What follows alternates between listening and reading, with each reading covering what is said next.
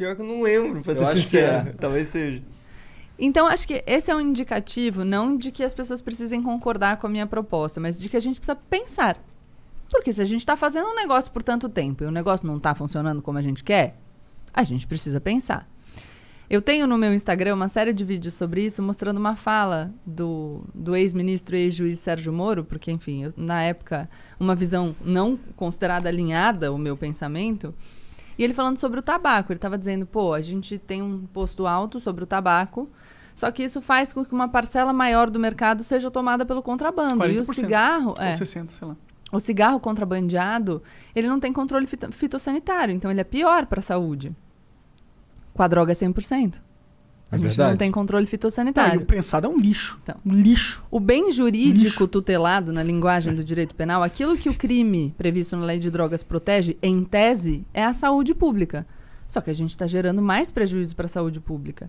E aí a gente gasta muito mais dinheiro encarcerando pessoas, prendendo gente, do que com saúde pública. E aí outro ponto, quem que a gente prende? Os grandes traficantes? Não. Porque eu queria trazer um livro, aliás, eu não achei em casa, o Sentenciando o Tráfico, do juiz Marcelo Semer, e ele vai mostrar que uma pequena parte das prisões é decorrente de investigação. O resto é policial militar na rua, prisão em flagrante. Você pega um cara jovem, primário, coloca na cadeia, cumprindo pena, e aí, enfim, ele acaba integrando uma das facções criminosas. Aqui tem o livro A Guerra, do Bruno Paes Manso, A Ascensão do PCC, fala um pouco disso. E você perde essa pessoa. Então, você, achando que você está combatendo violência, você acaba produzindo mais violência. É um contrassenso à política. Você dá material humano pro tráfico, Exatamente. Né? Porque o cara vai pra cadeia, já tem a ficha Então, suja. a questão é, a gente precisa pensar. Outra coisa, tempo de polícia. O uso de drogas segue sendo crime. Tá? Ele não é punido com pena de prisão, mas... Já fui algemado, já fui pra cadeia. E você tem que assinar o termo circunstanciado, né? O Igor foi lá na DENARC comigo, porque a gente, né... Pior que é, estamos sendo investigados pelo DENARC. Estão sendo investigados? É. Por quê? Porque a gente fuma tabaco orgânico. Dele. Mas aí você percebe? E, então, todo um dinheiro, gasto Usuário, público direcionado para isso... É incentivo, talvez. Gasto público direcionado para isso, enquanto a gente não consegue punir nem 10% dos homicídios no Brasil. É. Bom, não tem uma estatística que 40% das pessoas que estão presas não foram julgadas ainda? É, muitas das pessoas... Não é meio absurdo isso? Pra mim parece um absurdo, crime contra a humanidade isso aí. É um absurdo isso, mas aí a gente tá falando de uma outra questão. Claro. Que tem a ver com lei de drogas também, porque a maioria dos presos em flagrante permanece preso, então tá preso cautelarmente até o final do processo. Mas se a gente pensar em total de população carcerária, você vai ter mais de 40% de presos por crimes relacionados a drogas. Você tem na população carcerária feminina 60%. E, de novo, não é o grande traficante. Então, é uma peça substituível. Sim. O que eu tô falando é, nós estamos gastando dinheiro, a gente está gelo. gastando tempo de polícia e não está produzindo resultados. Então, a única coisa que eu enfim, defendo é que a gente pense com racionalidade. Cara, bora debater. Não precisa concordar comigo não, cara, mas não tá funcionando. Só que sem medo, não adianta a gente debater, tipo, não posso falar sobre esse assunto, porque a gente não sai do lugar. Bom, a gente conversando com o Eduardo Bolsonaro sobre essas paradas aí, ele disse que a principal razão pra ele ser... Não sei se era a principal razão, mas uma das razões pra ele ser contra, tipo, legalização ou descriminalização era que ia botar na rua um monte de gente, porque o cara não pode ficar preso por conta dessa parada de um crime que nem existe mais. Abolício crimes. E aí ele falou também que... Mas aí a questão é... Olha, eu sou contra a descriminalização porque vai botar na rua pessoas. Então você é contra a descriminalização porque você é contra que essas pessoas fiquem na rua, ponto.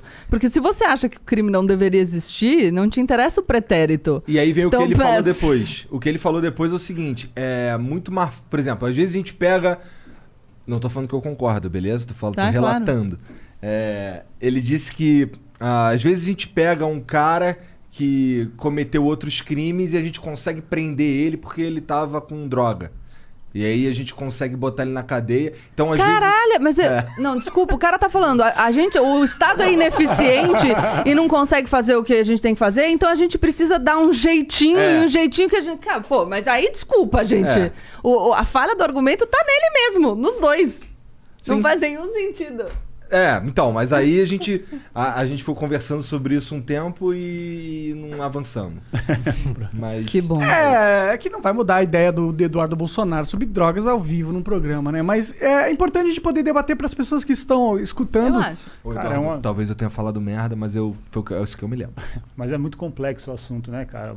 O foda é a galera, tipo, jogar qualquer coisa de orelhada sem estudar a fundo, porque é um assunto delicado demais, né? Mexe com a vida das pessoas. E outra, você não precisa dar um passo gigante. Eu aceito pequenos passos. Primeiro é uma Você coisa. não precisa.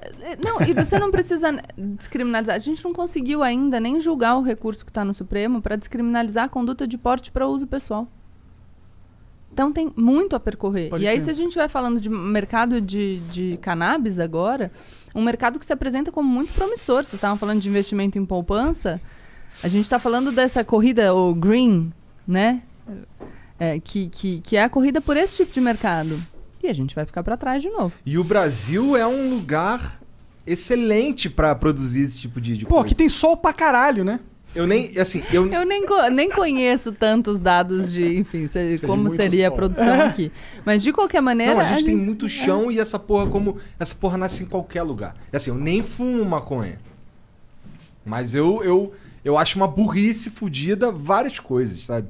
Esse lance aí do... Primeiro que assim, todo esse lance de proibir maconha tem a ver com encarcerar os caras mesmo, né? Não tem muito a ver com... trouxe aqui o livro do Henrique Carneiro, Drogas, Aham. a História do Proibicionismo. Posso indicar um podcast? Claro. Tem um podcast dele na Ilustríssima, uma conversa ilustríssima da Folha de São Paulo, bem legal. Ele explica as origens do proibicionismo e por que era uma lei direcionada para uma tentativa de criminalizar grupos. É. E aí a substância foi o meio que eles Aham. encontraram. Total. Sim. Então, é um livro... Não, pra mim essa discussão é uma discussão que devia ser um DAN.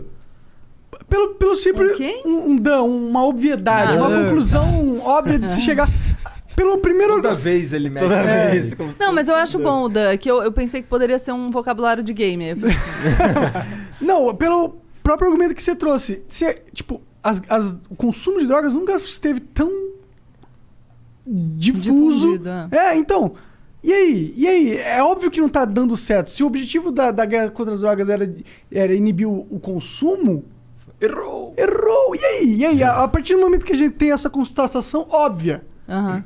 não devia ser devia ser tipo... Vamos repensar, né? Cara, tinha mas que a ser- questão é que viram tem vários debates interditados, né? Sobre os quais a gente não consegue falar. E é isso. E aí a gente fica empacado, porque se a gente não conseguir falar, a gente vai permanecer empacado.